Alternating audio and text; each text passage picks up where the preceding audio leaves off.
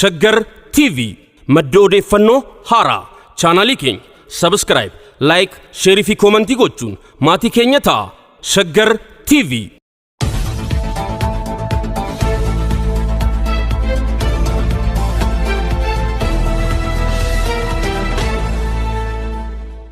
hooggantoota mootummaa guyyaa sagantaa seerota hirmaatan keessaa takka kabajamtuu aadde Caaltuu Saariiti.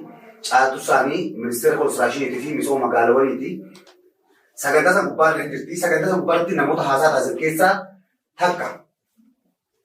Haasaa gaafasitti taasisan keessatti dursa namoota hooggantoota mootummaa gaafa reeffi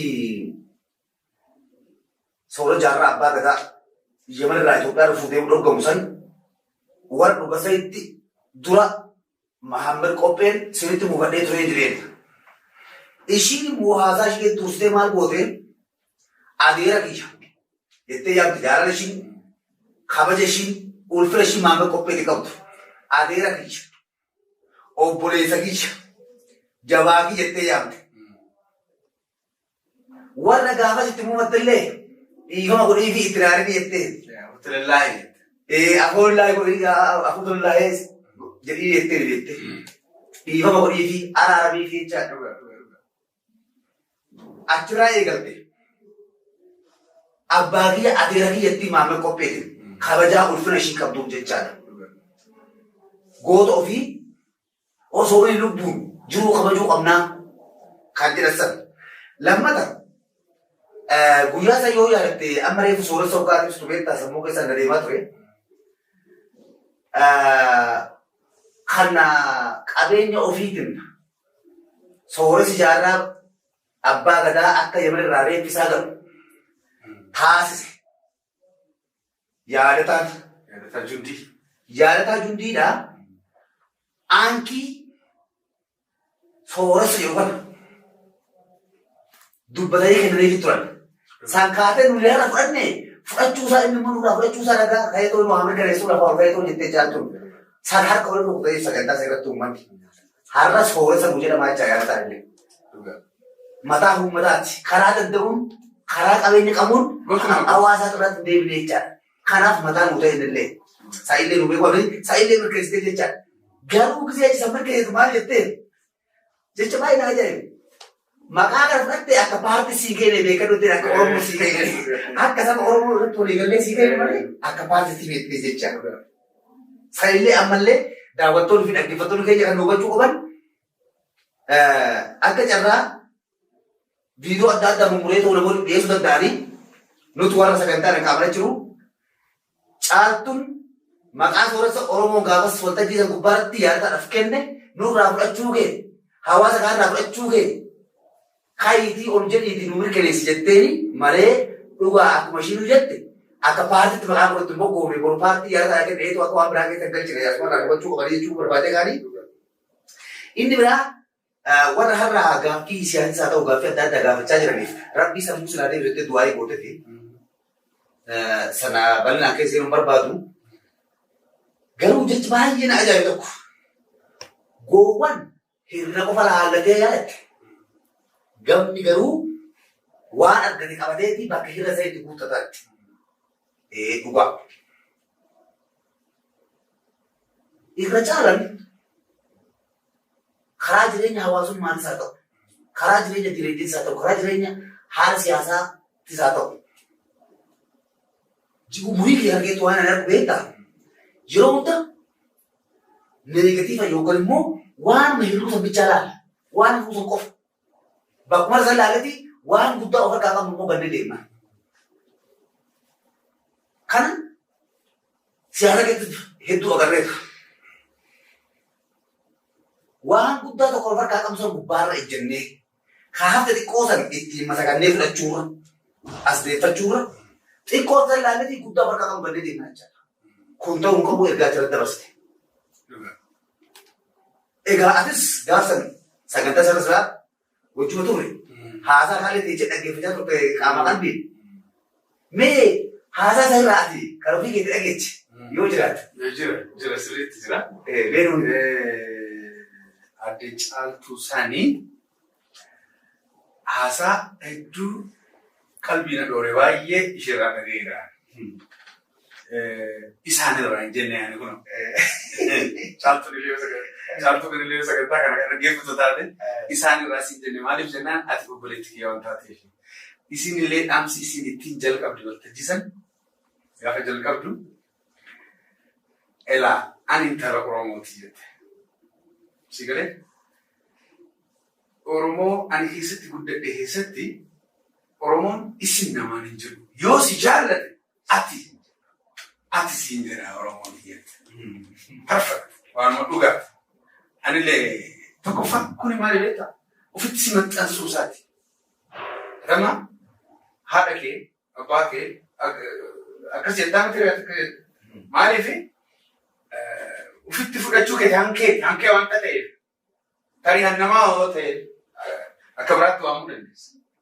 Kanaaf sanaan jalqabde kan biraan bilisummaa faarsinuu jette. Yeroo hundumaa maaliif roorroo haasofna yaa Oromoo? Kana ta'etti waan qabanne sun haa jabeeffatu. Bilisummaa faarsuu haa barruu. Kan biraan jaarraan ni wareegame jettanii qalbiin cabinaa jette.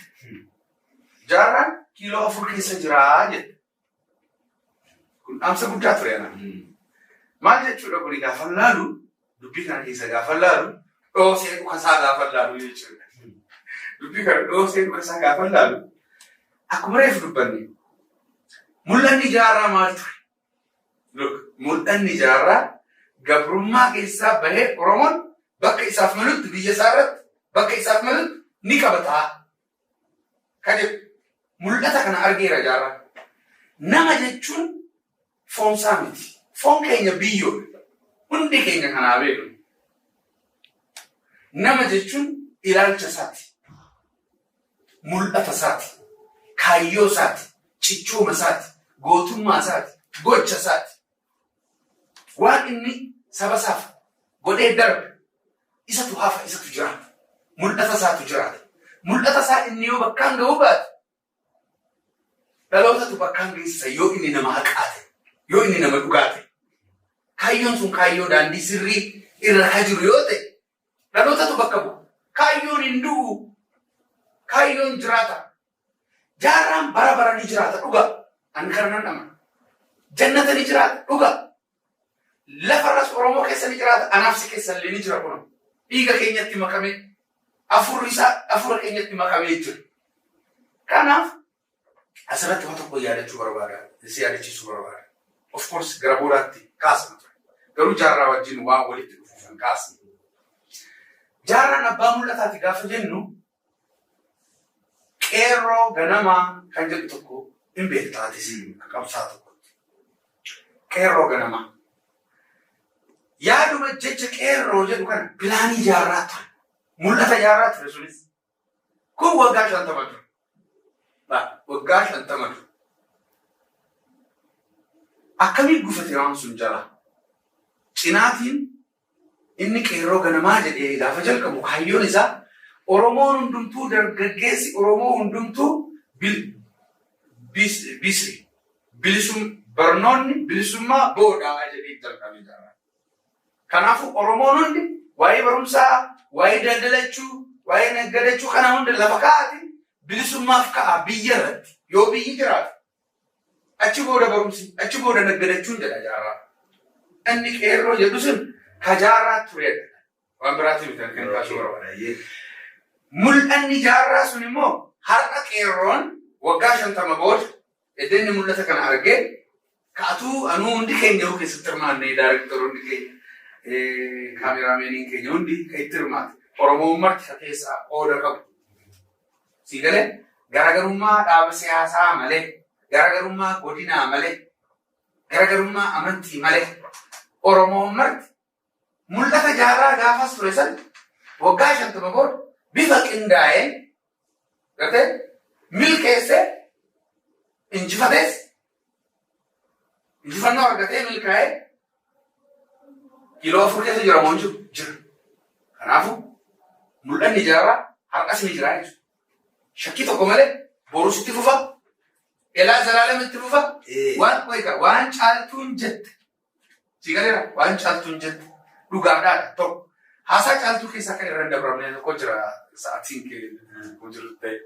Haasaa caaltuu dubbatte keessaa waan hin angorgoon irra darbuu hin dandeenye tokko jira. Abbaan kiyya hakimii ture jette caaltuu. Abbaan kiyya hakimii ture. Namoota baay'eetu isa bira dhufee Oromoon oguu rakkatee rakkataan kunis oguu dhukkubsatee isa bira dhufee yaalamaa jette. Booda meeqaan kafalaa hogguu isaan jedhan abbaan kiyya akkana jedhaa jedha. Homaan kafaliin amma deemiiti qe'ee jiraattu keessatti yoo xinnaate nama 10tti ani Oromoodha jedhii himii jedhee kaffaltiin ati kaffaltu kanaa jedhee gaggeessaa. Maaliif jennaan barasan Oromoo bifa garagaraatiin akka inni ofu yaamu maquma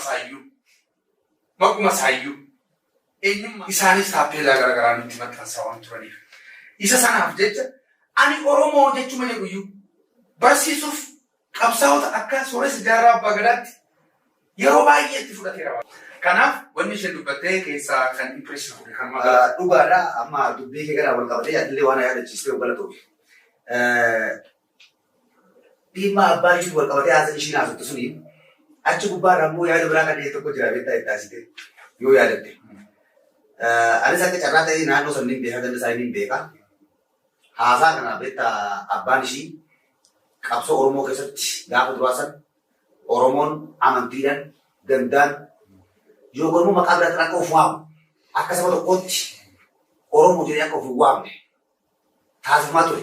Qabsoon jalqabaa ani Oromoodha jedhee sabni Oromoo akka dubbatu kana gochuu ture. Kana keessa immoo abbaan caaltuufaatis gahee guddaa qabaa galata argatu jennaan. Achi gubbaatti tapha akkanaa kan taphachaa ture keessaa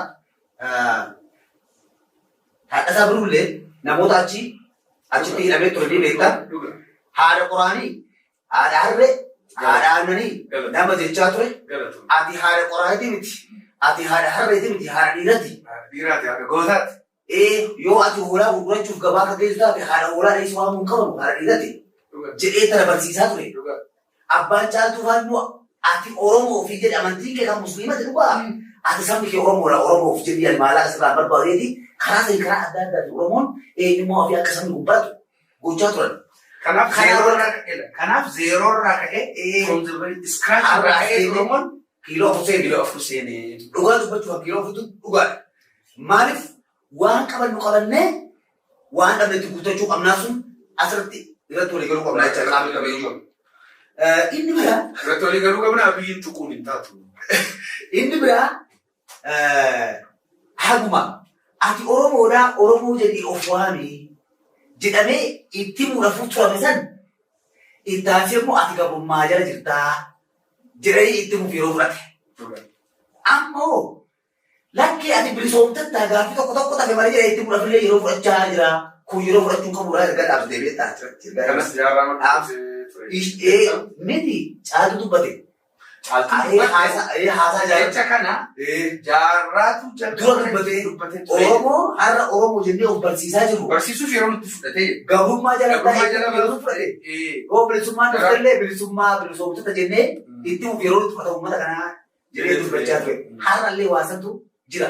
Oo dhugaa jibbu sanii haasofte. Waasan lakki yaa Oromoo ati waan akkanaas hanqate kana ni qabda kan qabdu kana jabeeffadhuuti akkas taati.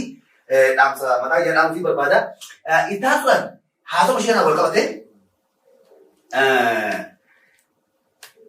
achatti warroota argama keessaa Oromiyaa irraa araarsoo biqilaatillee argamee ture. Araarsoo biqilaatillee daandii dheeraa deemnee dhumne irraa baay'ee deemnee dhumne har'a immoo asirraati har'a wal sakaallee wal qubbisuu miti. Akkuma caaltuun jette jaarran kiiloo afur jira jechuun kaayyoon jaarran qabsaa'aa fi ture sun mul'anni jaarran qabatee deemaa ture sun kiiloo afur seenarra. Maaliif jaarres Oromoodhaa muummichi ministeeraa amma jiru Oromoodha. Muummichi ministeeraa amma jiru sirni amma jiru yoo rakkoolee qabaate kiiloo afur keessa jiraachuu kana achuma jabeeffatanii rakkoo jiru immoo mariidha fi falaa wajjin furuu qabnaa kan jedhu haa ta'e Arafos sanaa ta'eetoo darbe nama sirna qabutu waa hundi irraa bareedaa jette Caaltuu Karaachuu nama sirna qabu beektaa haasaa uummata keenyaa keessatti haa ta'u haasaa guyyaa guyyaa keessatti yoo sirrii kiishaa qabaatte kabajaa qabaataadha namni maalaa gubbaatti gisee amanamee haasaa kan beekan akka biyyaatti akka sabaatti immoo sirna yoo qabaanne yoo sirna tolfannee of harkaa qabaanne waan dhabnillee itti guuttachaa kabajaallee wal horachaa hundaa'uu akka shufeeratti qabannee deemuu dandeenya. Sirna tolfannee sirna tolfachaa jirra sirna jabeeffachuudha. Akkuma isheen jettee jechaadha. Isaan itti asitoorii haasaa kan godhe qajeela maddaa sadii.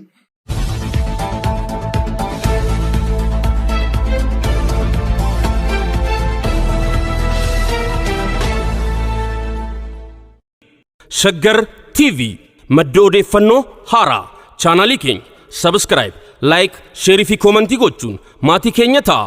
Shaggar TV